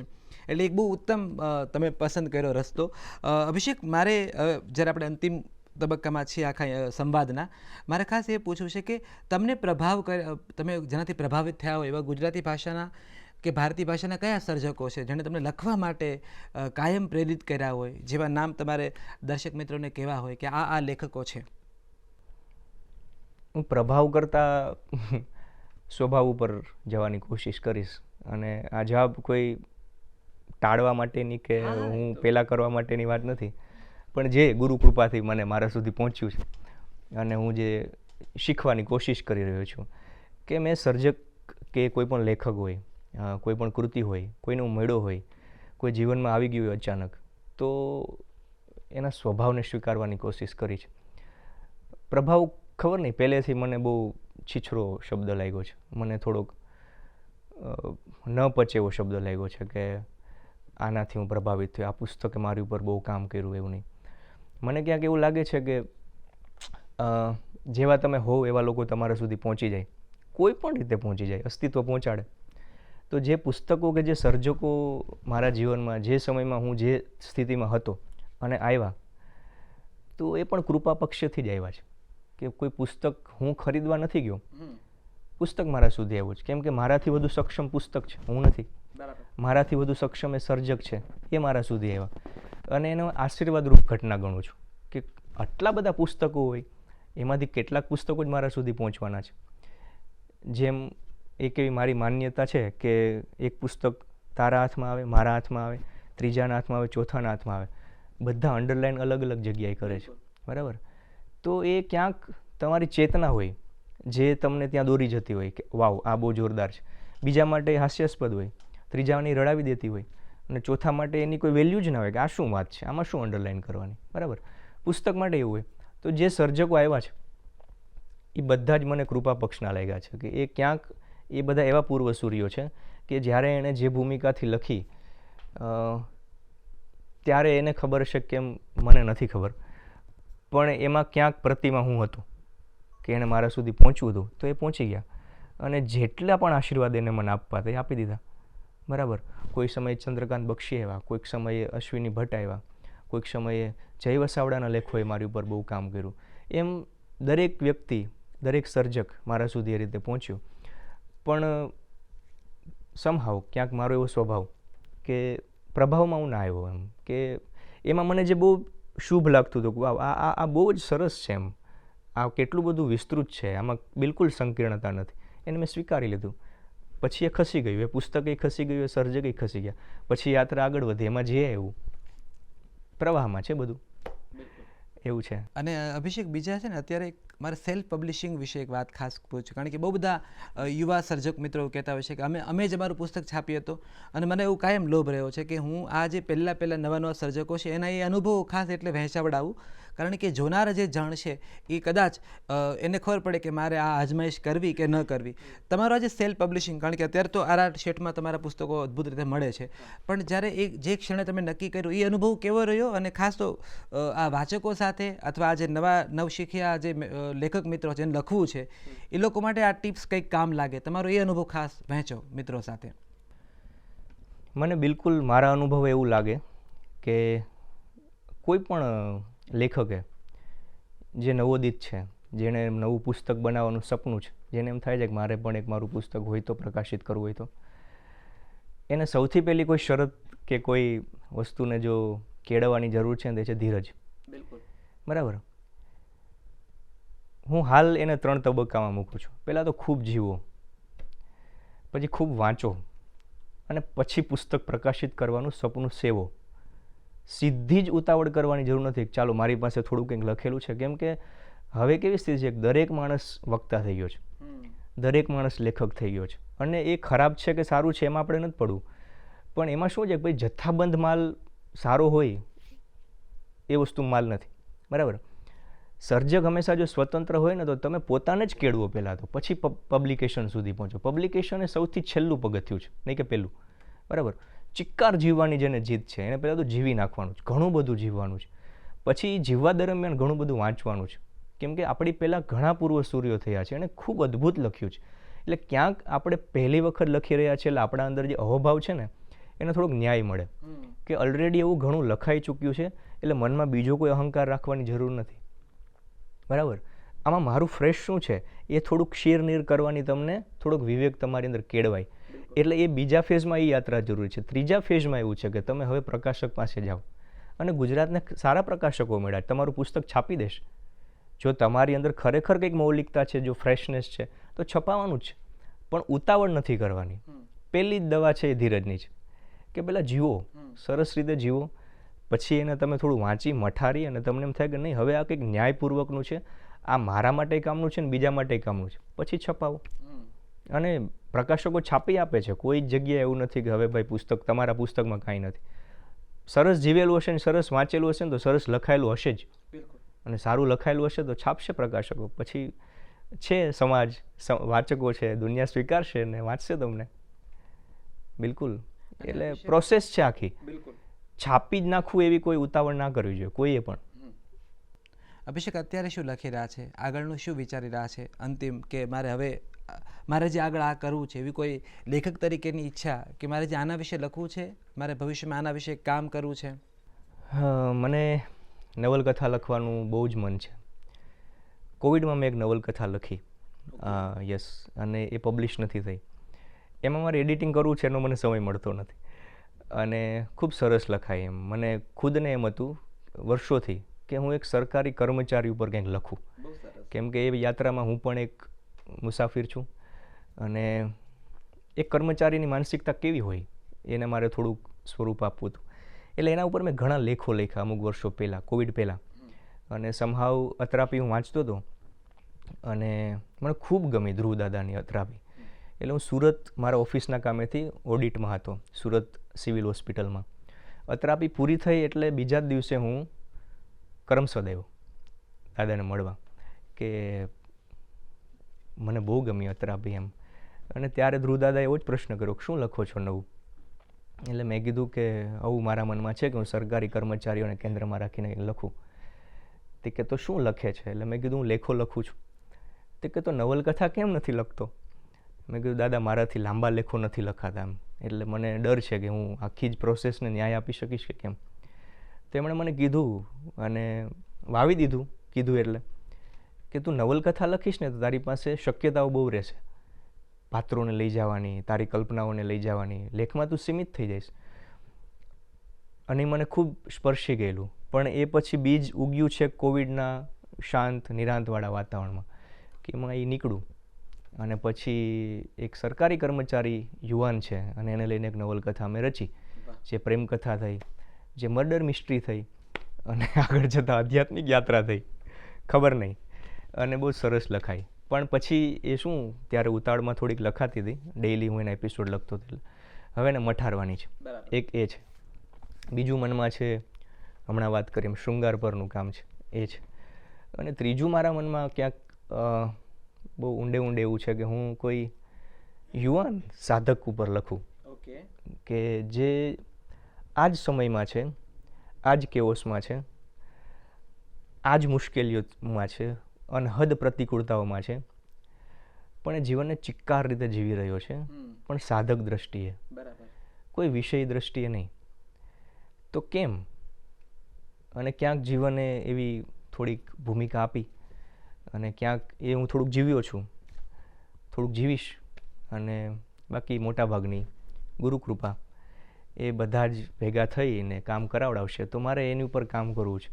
મને એવું થાય છે કે ખૂબ થાકી ગયા છે યુવાનો, ખૂબ પ્રશ્નો છે એની જીવનમાં. તો એને એમ થાય કે હજી જીવન સરસ જ છે, હજી દુનિયા બહુ જ સારી છે, હજી જમાનો બહુ જ સારો છે. જે એને એમ થાય છે કે હળ કળિયુગ છે ને ક્યાંય કશું નથી, વ્યસનો છે ને કોઈ કોઈના વિશ્વાસમાં નથી ને પ્રેમ ક્યાંય નથી ને એવું કંઈ છે જ નહીં. જીવન એટલું જ સુંદર છે, દુનિયા એટલી જ સુંદર છે, જો થોડીક દ્રષ્ટિએ હોય તો. બરાબર? તો મારે એની ઉપર કામ કરવું છે ઘણું, કે એક સાધક યુવાન કેવો હોય. અને યુવાન ખરેખર સાધક હોય તો જ એની સુંદરતા છે, બાકી તો બધું ઠીક છે. તો મારે એની ઉપર કામ કરવું છે. અને મને લાગે છે એ બહુ હૃદયમાંથી નીકળશે અને બહુ જ સારું કરશે કામ. તો એ આ 3-4 કામ એવા છે કે જે મારા હૃદયમાં છે.